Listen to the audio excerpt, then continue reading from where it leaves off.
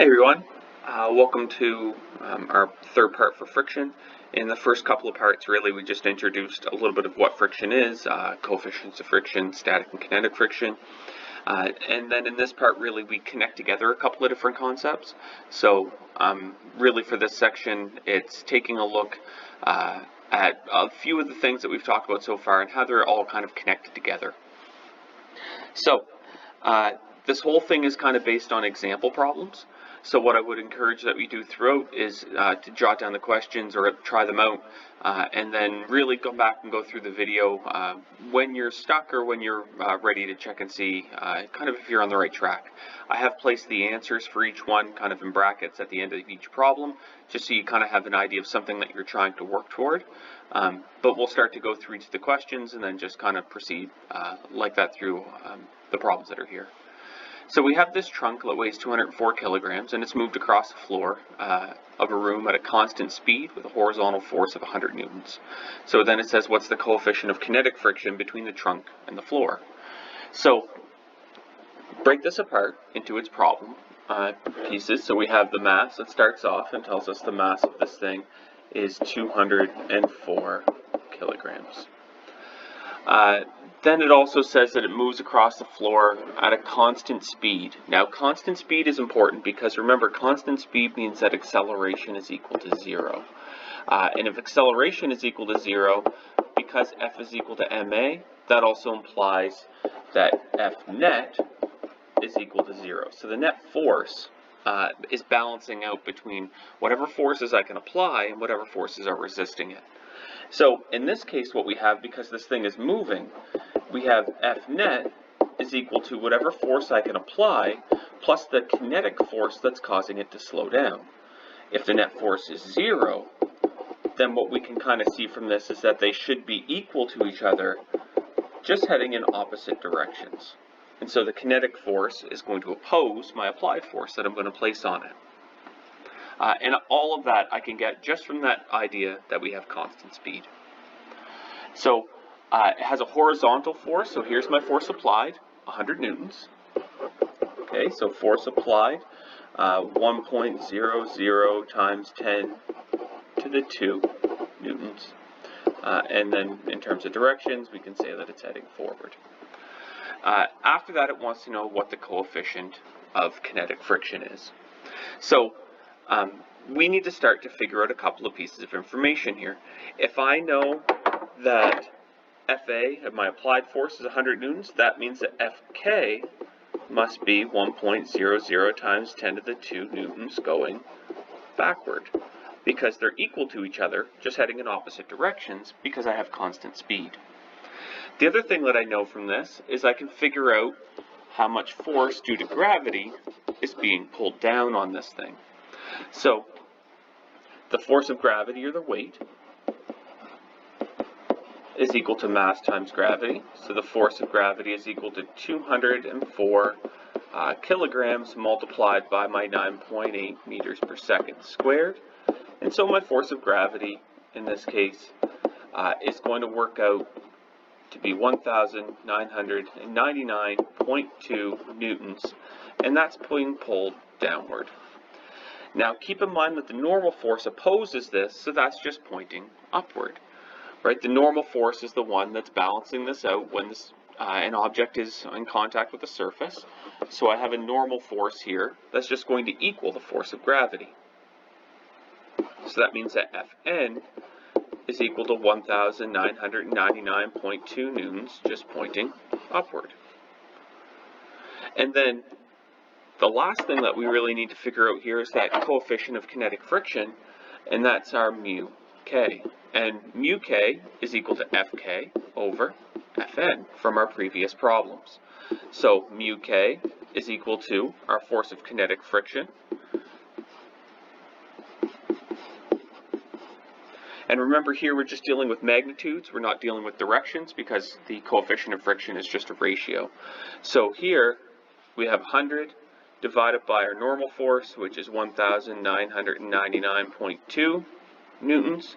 And then if we divide those through, we get a mu k value, or a coefficient of kinetic friction value of 0.0500. 0, which is just what we should get from what was given for a solution. So you can kind of see how these problems really can connect a couple of concepts together to then help us work to find out what that mu k value is. So in example 2, and again, I'd encourage you to kind of read the problem, try it out on your own first, see if you can get to those answers on the sides, and then kind of come back when you're ready.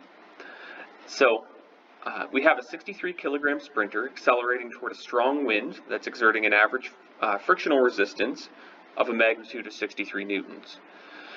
If the ground, so basically he's using the ground, the runner is using the ground to push himself forward, right? So he's pushing off the ground, causing himself to go forward.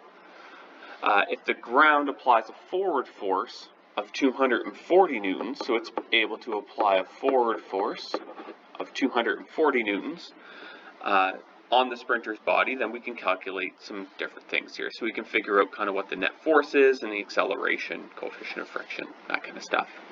So notice in this case, this isn't a constant speed problem. My net force and my applied force and my frictional resistance or my frictional force is going to be a little bit different. And so that means that my net force isn't going to be 0 because I actually have an acceleration here. So we need to set up kind of our Gibbons list, try to solve this problem out and just kind of see what we get for some of these questions. So I'm going to open up a new page. So we know that we have in the A problem, okay, we know we have a force of kinetic friction, the wind pushing back, it was 63 newtons. And we know that we have a force applied based on the shoes on the ground propelling him forward of 240 newtons. And so then we can figure out a net force, because the net force is really just his force applied from the sneakers on the ground plus his kinetic force of friction. And so the net force is just equal to 240 newtons plus, now it's 63 newtons, but it's going backwards, so our directions are quite relevant here. 63 newtons heading backward, and we get a net force that works out to be 180 newtons, taking into consideration significant digits. So 180 newtons moving forward.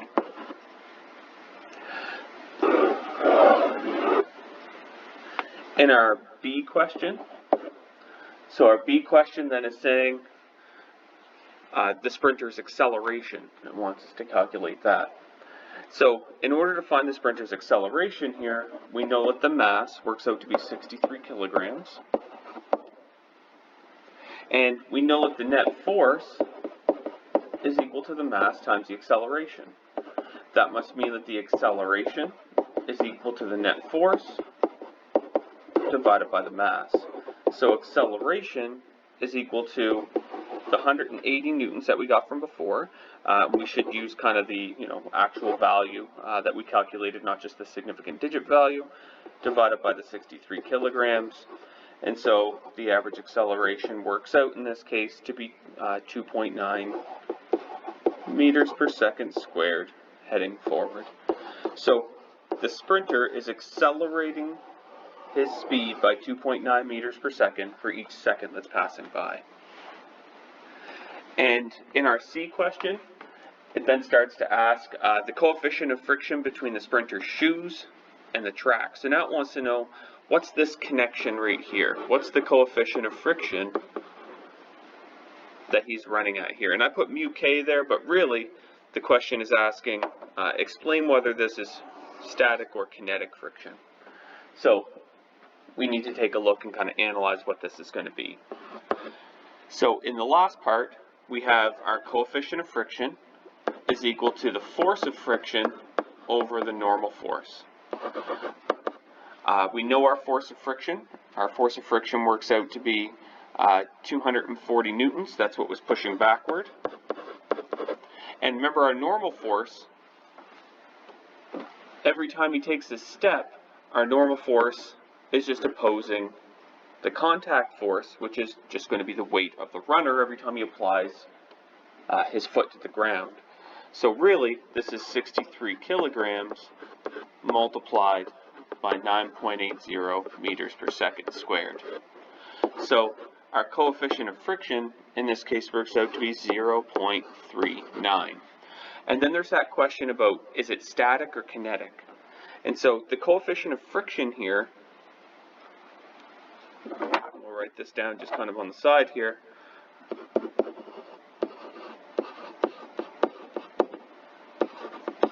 Okay, the coefficient of friction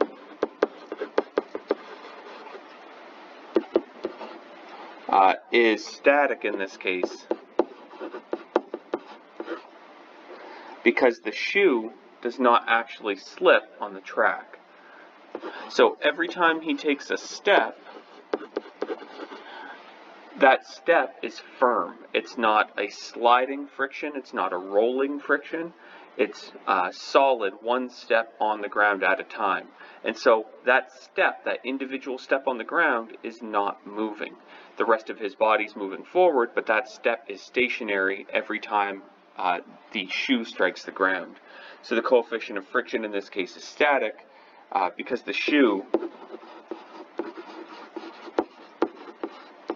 does not slip on the track. And so that would mean that really this would be mu s. Okay, so we're taking a look just again at a couple of different ways to kind of think through these problems, connecting together a couple of topics.